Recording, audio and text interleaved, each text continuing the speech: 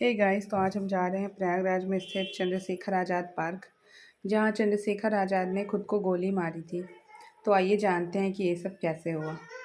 Light and sound show के माध्यम से बहुत सुंदर तरीके से बताया गया है कैसे बना इलाहाबाद से।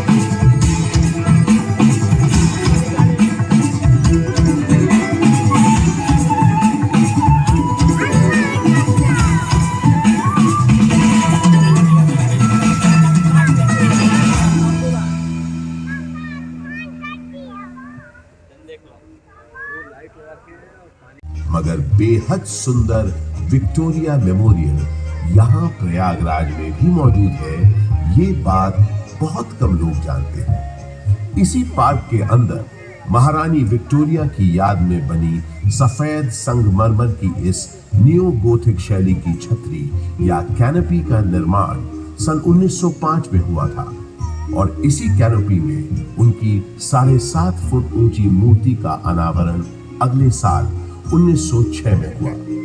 आजकल वो मूर्ति लखनऊ म्यूजियम में रखी है। अशोक का ये स्तंभ उस किले का हिस्सा बन गया जिस किले का निर्माण संगम के किनारे मुगल बादशाह अकबर ने करवाया था।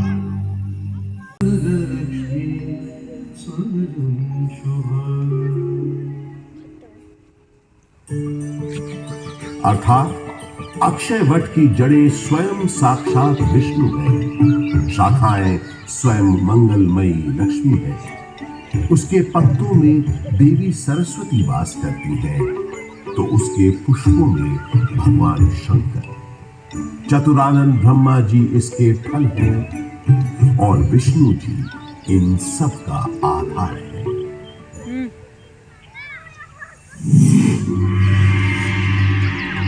गौतम बुद्ध के काल में भी प्रयाग का बड़ा महत्व था।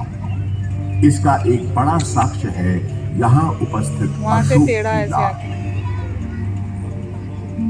सम्राट अशोक का संदेश तो इस स्तंभ पर अंकित है ही। गुप्त काल के शक्तिशाली राजा समुद्रगुप्त का प्रयाग प्रशस्ति अभिलेख भी इसी स्तंभ पर खुदा है। 16वीं शताब्दी के अंत में सम्राट अशोक का ये स्तंभ उस किले का हिस्सा बन गया जिस किले का निर्माण संगम के किनारे मुगल बादशाह अकबर ने करवाया था। बुद्धं शरणं गच्छामि, धम्मं शरणं गच्छामि, संघं शरणं गच्छामि।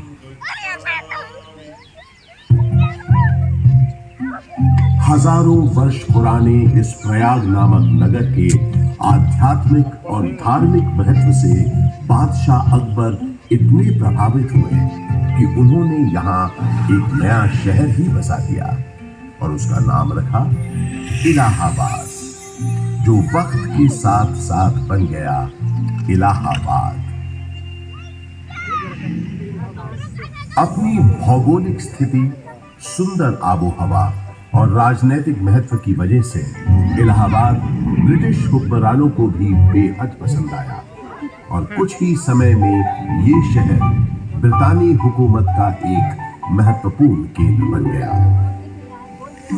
इलाहाबाद हाई कोर्ट इसका एक जीवंत उदाहरण है। देश के 4 उच्च न्यायालयों में से तो एक ये है ही। इसके अलावा अनेक महत्वपूर्ण और ऐतिहासिक फैसले देने का श्रेय भी इस न्यायालय को जाता है। शिक्षा के प्रसार के लिए अंग्रेजों द्वारा बनाया गया इलाहाबाद विश्वविद्यालय इस शहर को उनका दूसरा महत्वपूर्ण योगदान था। इलाहाबाद विश्वविद्यालय की स्थापना 16 नवंबर 1887 को हुई। पूरब का ऑक्सफोर्ड कहे जाने वाले इस विश्वविद्यालय का शुरुआती नाम न्यूयॉर्क सेंट्रल कॉलेज था। यहाँ का विजयनगरम हॉल और 7 खंडी मीनारें इतनी सुंदर और आकर्षक है कि आते जाते लोगों की निगाहें बरबस अपनी ओर खींच लेती है। साइंस फैकल्टी है। 20वीं सदी की शुरुआत से ही इलाहाबाद हिंदी साहित्य का एक बहुत बड़ा केंद्र बनकर उभरा। ऐसी ही कुछ प्रसिद्ध शख्सियतों के नाम एकाएक तब याद आते हैं जब इस शहर से जुड़े साहित्यकारों की बात होती है, जैसे हास्य व्यंग के मशहूर शायर अकबर इलाहाबादी साहब, फिराक गोरखपुरी जो उर्दू के जाने माने शायर तो थे ही, अंग्रेजी भाषा के भी प्रकांड पंडित थे, महादेवी वर्मा हिंदी की सशक्त कवियत्री जो आधुनिक मीरा के नाम से भी जानी गई, सुमित्रा नंदन पंत हिंदी साहित्य के छायावादी युग के महत्वपूर्ण स्तंभ, मधुशाला के लेखक और हिंदी साहित्य के पुरोधा कवियों में से एक हरिवंश राय बच्चन और अपने नाम ही के अनुरूप हिंदी भाषा के निराले कवि सूर्यकांत त्रिपाठी निराला, जिनकी ये कविता तो अद्भुत है। देखा मैंने उसे इलाहाबाद के पथ पर, वो तोड़ती पत्थर, चढ़ रही थी धूप गर्मियों के दिन, दिवा का तमतमाता रूप, उठी झुलसाती हुई लू, रुई जूं जलती हुई भू। उस जमाने में ब्रिटिश सरकार के ज्यादातर जलसे और दावतें इसी पार्क में हुआ करती थी। उन कार्यक्रमों के दौरान यहाँ पुलिस बैंड बजाने का रिवाज था। इस संगीत का आनंद अंग्रेजों के साथ साथ कुछ रईस और रसूखदार इलाहाबादी भी लेते थे। ऐसा माना जाता है कि ये बैंड स्टैंड अंग्रेजों को एक बंगाली सज्जन बाबू नीलकमल मित्रा ने भेंट किया था।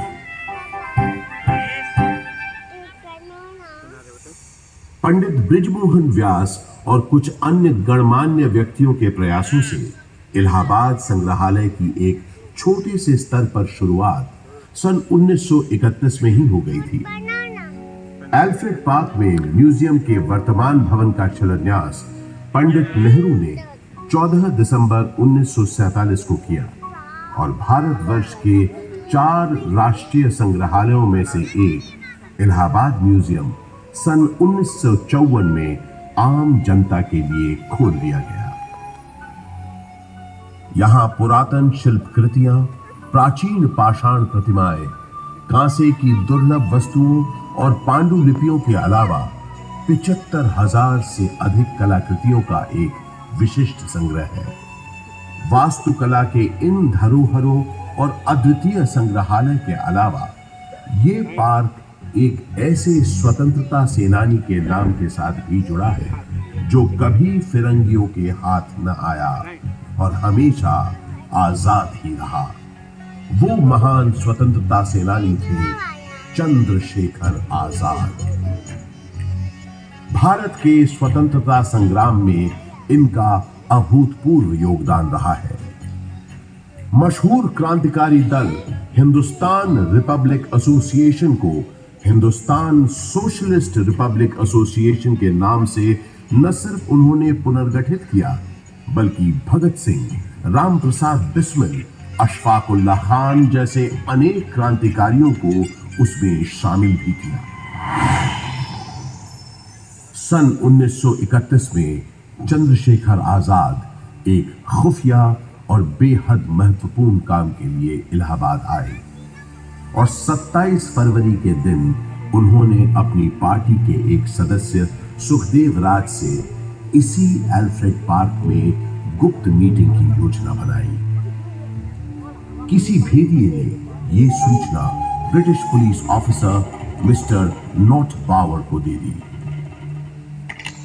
Hello, CID in charge Not Baba this side. DSP Thakur Vishweshwar Singh से बात कराओ। अर्जेंट मैटर है। सलाम साहब, डीएसपी सिंह बोलता हूँ। सिंह, 20 आर्म सिपाही लेकर एल्फ्रेड पार्क के पास मिलो फौरन। आपका मतलब कंपनी बात? यस, कंपनी बात। क्वेश्चंस पूछ के टाइम मत वेस्ट करो, जल्दी करो। इस गद्दारी से बेखबर आजाद कंपनी बाग पहुंच चुके थे और पार्क में छुपे हुए थे। सुखदेव राज भी इलाहाबाद में अपने छुपने के ठिकाने से निकलकर उनसे मिलने तयशुदा जगह पर पहुंच गए। आजाद कहीं दिख नहीं रहे थे। सुखदेव ने उन्हें ढूंढना शुरू किया और आखिर वो दोनों मिल गए। गुरुजी, गुरुजी, गुरुजी। सुखदेव, किसी ने तुम्हारा पीछा तो नहीं किया? आप निश्चिंत रहें गुरुजी, मैंने यहाँ आते वक्त पूरी सावधानी बरती है। शाबाश सुखदेव, शाबाश। मैंने तुम्हें यहाँ बहुत जरूरी मंत्रणा के लिए बुलाया है। जी बताइए।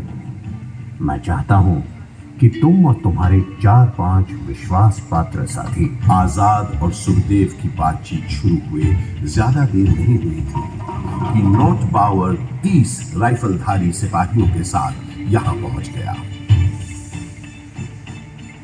Mister Chandrashekhar Tiwari, you have been surrounded by police. तुम्हें पुलिस ने घेर लिया है। तुम आज यहाँ से बचकर नहीं जा पाओगे। Surrender yourself. सुखदेव, तुम निकलो फौरन। नहीं गुरुजी, मैं आपको अकेला छोड़कर नहीं जाऊंगा। बहस मत करो, जाओ, ये मेरा आदेश है, जाओ।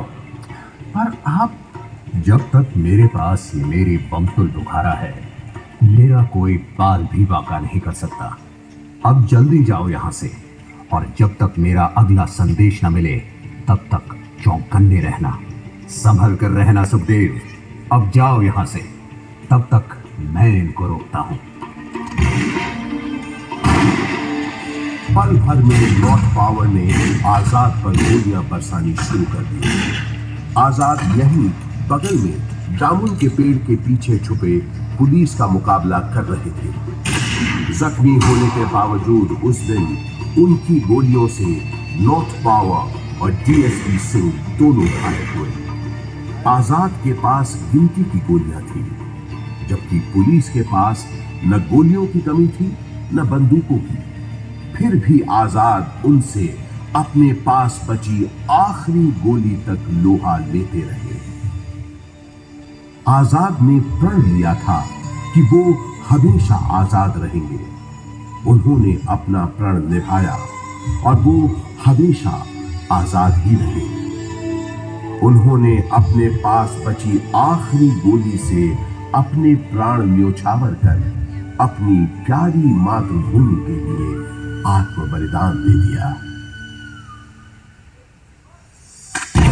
स्वतंत्र भारत का सपना अपने दिल में लिए वो शहीद तो हो गए, लेकिन हिम्मत और बहादुरी की मिसाल चंद्रशेखर आजाद हमारे दिलों में हमेशा के लिए अमर हो गए। क्या हुआ? आज हमारा भारत देश एक स्वतंत्र देश है, तो उसका श्रेय शहीद आजम चंद्रशेखर आजाद जैसे लोगों के उत्सर्ग को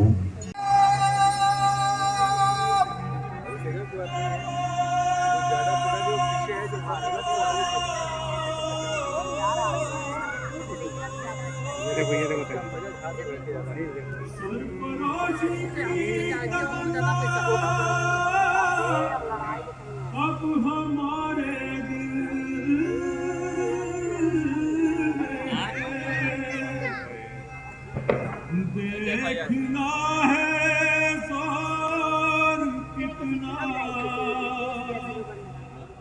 बाज़ में कातिल में है। वाओ,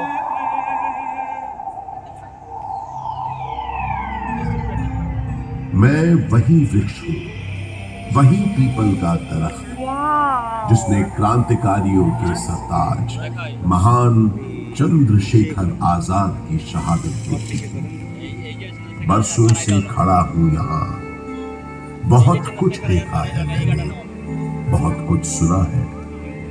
उन परिंदों से जो मेरी शाखों पर अपना डेरा बसाते हैं, कितना सुंदर है। उन हवाओं से जो दूर दूर की खबरें लेकर आती हैं, अपने इन बरसों पुरानी जड़ों से जो जमीन के भीतर दफन हजारों बरस पुराने किस्से और कहानियां खोज लाती हैं और मुझे सुनाती हैं। उन्हीं किस्से कहानियों के जमघट में छुपी एक कहानी मैं आज आपको सुनाता हूं। गंगा जमुना सरस्वती के संगम पर हजारों साल पुराने बसे हुए शहर की कहानी, इस प्रयागराज की कहानी, जिसका वर्णन ऋग्वेद में भी मिलता है।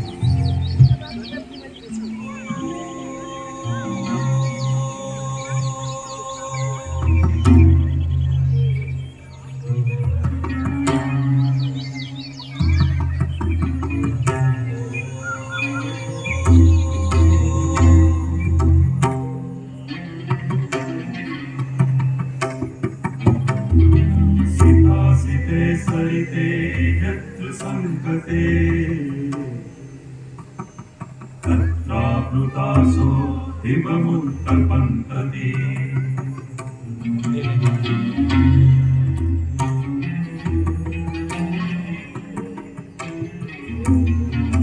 सितासिते सरिते यत्र संकटे तत्राप्लुतासो हिममुत्तपन्तति।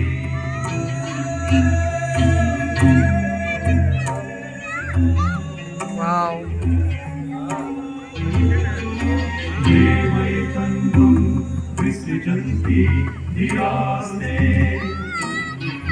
जनासो अमृतत्वं भजन्ते।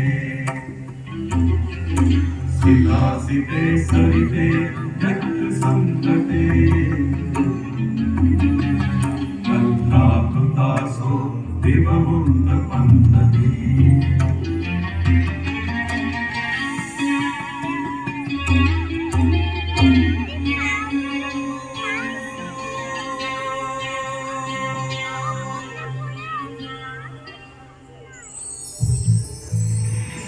जो मनुष्य श्वेत श्याम नदियों के संगम पर स्नान करते हैं, उन्हें स्वर्ग की प्राप्ति होती है, और जो धैर्यवान मनुष्य इसके किनारे अपनी देह त्यागते हैं, उन्हें सीधे मोक्ष की प्राप्ति होती है। ब्रह्म पुराण में ब्रह्मा जी भी कहते हैं, चूंकि यहाँ सरस्वती जी अदृश्य रूप में आकर गंगा जी से मिलती हैं। इसलिए इस क्षेत्र को सरस्वती तीर्थ संगम कहा गया है। बृहन्नारदीय पुराण में भी एक प्रसंग मिलता है कि एक बार जब देवर्षि नारद ने ब्रह्मा जी के पुत्र सनक जी से पूछा कि सर्वोत्तम तीर्थ कौन सा है, तब उन्होंने बताया कि समुद्र पर्यंत पृथ्वी पर जितने पुण्य क्षेत्र विद्यमान हैं, उनमें प्रयाग नामक तीर्थ सबसे उत्तम है। यहां पर ब्रह्मा जी ने स्वयं कई यज्ञ संपन्न किए थे, इसलिए प्रयागराज को तीर्थों का राजा भी कहा जाता है। तो ऐसे पावन तीर्थ पर बसा है हमारा प्रयागराज।